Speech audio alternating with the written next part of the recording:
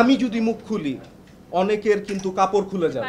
আমাদেরকে হেলিকপ্টার চোর, কনসেপ্ট চোর বলতে পারে, তাহলে আমরাও যা খুশি বলার স্বাধীনতা রাখি। স্বাধীন বাংলাদেশ যেহেতু এটা বারবার এস্টাবলিশ করা হচ্ছে দর্শকদের সামনে। আমি ওপেন চ্যালেঞ্জ করছি, বাংলাদেশে কেউ যদি প্রমাণ করতে পারে যে আমরা কোনোভাবে ফ্যাসিবাদের দোসর ছিলাম, তাহলে জুতা মেরে যাবে বাংলাদেশের মানুষ আমাকে। তবে আমি যদি মুখ খুলি অনেকের কিন্তু কাপড় খুলে যাবে, অনেকের কাপড় খুলে যাবে।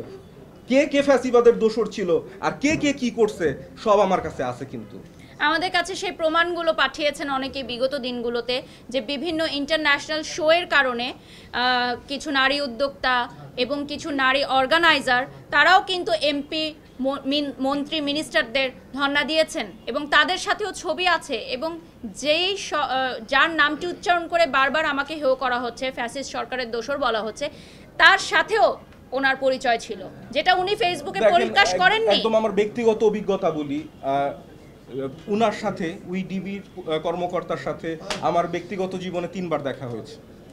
উনার সাথে আমার দেখা হওয়ার পর মনে হয়েছে উনি ছবি তুলতে ভালোবাসে। উনার কাছে মিডিয়ার কেউ গেলেই বলে আসেন আমরা একটা ছবি তুলি।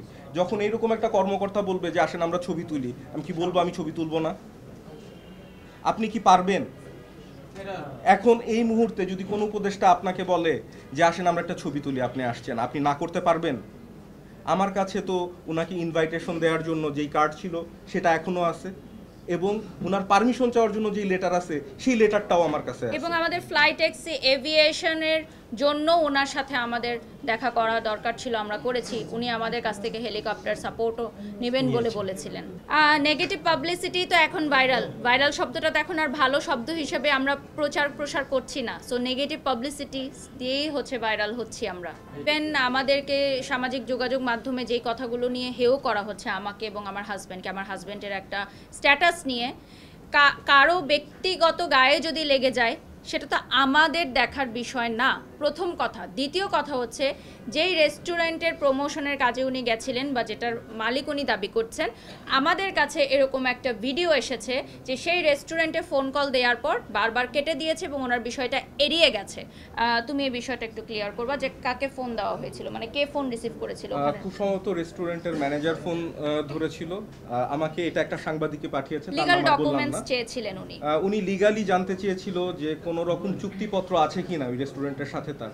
ফোন কেটে দিয়েছে, তখন উনি ফোন কেটে দিয়েছে, বলছে আমরা এটা বলতে পারবো না, এগুলা আমাদেরকে জিজ্ঞেস করে। এবং বারবার পরে ফোন দেওয়ার পর আর ফোন ধরেনি। আর আপনারা যদি এটা সত্যতা জানতে চান, আপনারা রেস্টুরেন্টের কাছে যান, ওনার ট্রেড লাইসেন্স দেখেন, ওনার চুক্তিপত্র দেখেন, ওনার নামে বিন আছে কিনা, টিন আছে কিনা, ট্রেড লাইসেন্স আছে কিনা দেখে নেন, তাহলেই তো প্রমাণ হয়ে যায়। আমরা তো বলিনি যে এটাই সত্য, আমরা বলেছি অভিযোগ উঠেছে।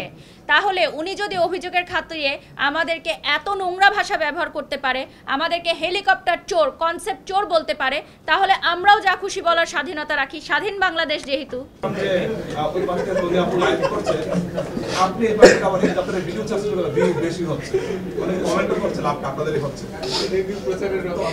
একদম ঠিক কথা।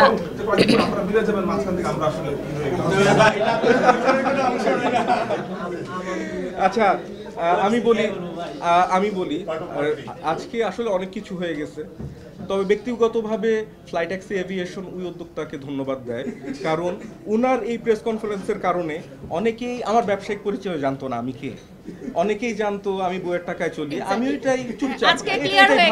এটাই ভালো, আমার ব্যবসায়িক পরিচয় রিভিল হয়েছে, আমার কোম্পানির চূড়ান্ত মার্কেটিং হয়েছে। ফ্লাইট ট্যাক্সি এভিয়েশন একমাত্র কোম্পানি যে হচ্ছে বাংলাদেশ আর্মি ওয়েলফেয়ার ট্রাস্টের সাথে চুক্তিবদ্ধভাবে কাজ করে। ফ্লাইট এভিয়েশন কোম্পানি একমাত্র কোম্পানি যে কক্সবাজার থেকে সেন্ট মার্টিনে হেলিকপ্টারে যাত্রী নিয়ে যেতে পারবে সেই পারমিশন হোল্ড করে। আমরা কখনোই এই জিনিসগুলো আমি ব্যক্তিগতভাবে প্রচার করতে চাই না। আমার বউ ব্র্যান্ড প্রমোটার হলেও আমি বিজনেসম্যান হিসেবে খুবই আড়ালে থাকতে চাই, কারণ আমি চাই না এই বিষয়গুলো খুব বেশি সামনে আসে।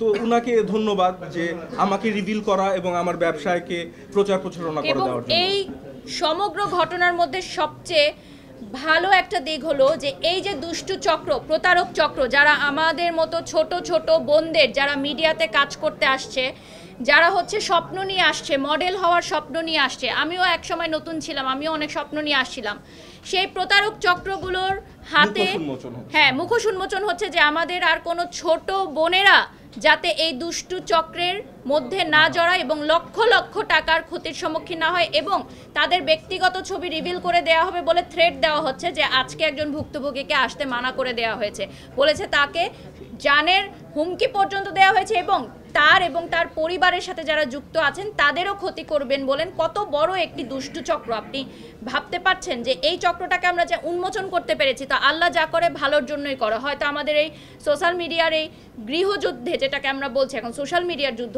এর আড়ালে এই যে কেঁচো খুঁড়তে গিয়ে সাপ বেরিয়ে এসেছে। তো যে সকল ছোট বোনেরা, আমি জানি না 6টাই কি মেয়ে কিনা যারা ভুক্তভোগী, ছেলেরাও আছে, 6 জনই ছেলে আছে। 45 লক্ষ টাকা আত্মসাৎ করা হয়েছে। আমিও একজন ছোট বাচ্চার মা। আমার জায়গা থেকে আমি বলবো যে বাচ্চাদের মন মানসিকতা থাকে হচ্ছে ফুলের মতো নরম। তাদের সামনে এসব অশালীন ভাষা উনি কিভাবে ব্যবহার করেন, একজন মা হিসাবে তাদের বাচ্চাদের মানসিক অবস্থা কি হতে পারে এবং ওনার বাচ্চার ভবিষ্যৎ কি হতে পারে। ওনার বাচ্চারা যখন স্কুলে যাবেন তখন সেই স্কুলে যে অন্যান্য বাচ্চারা পড়েন তাদের গার্জিয়ানদের কি মনে হবে। আমার কাছে এটা, আমার মনে হয় না যে এই প্রশ্নটা আমার একার, এটা সকল মায়েদের একটা প্রশ্ন যে তারা বাচ্চাদেরকে কিভাবে শিক্ষা দিবেন। এবং বাচ্চাগুলোও সেই অঙ্গভঙ্গিতে করছিল, আমাকে ব্যঙ্গ করছিল, ছোট ছোট বাচ্চারা কিন্তু জানে না কোনটা রাইট এন্ড কোনটা রং। তাহলে সে তার বাচ্চাদেরকে তার মতোই নোংরা মন মানসিকতায় তৈরি করছে। এবং যেহেতু বাচ্চাদের বাবা নেই, তাহলে মায়ের ভূমিকা কিন্তু আরো গুরুত্বপূর্ণ। একটা মা এবং বাবার প্রথমত হচ্ছে আমাদের ঘরে ঘরে আমরা হিন্দি সিনেমার গান দেখে থাকি, বাচ্চাদের সামনেই আমরা দেখে থাকি, হ্যাঁ। এবং আমরা মায়েরা যারা আছি তাদেরই এটা গুরুদায়িত্ব যে বাচ্চারা কি দেখবে এবং কি দেখবে না এটা মেনটেন করা, এটা ঘর থেকে মেনটেন করা। হ্যাঁ, আমি শেষ করছি। টিনেজার থেকে শুরু করে প্রত্যেকে। তো সারা বাংলাদেশে শুধুমাত্র আমি একা বাড়িসকি ফ্যাশনেবল পোশাক পরছি, এই প্রমাণটা আমাকে দিতে হবে যে শুধুমাত্র একমাত্র আমি বাড়িসকি পড়ছি, আর কোনো চিত্রনায়িকারা পড়ছেন না। আমি টপ প্রমোটার বললে আবার অনেক প্রমোটাররা মাইন্ড করে, সো প্লিজ এটা আর বলবেন না। উত্তর দিয়েছি আমি।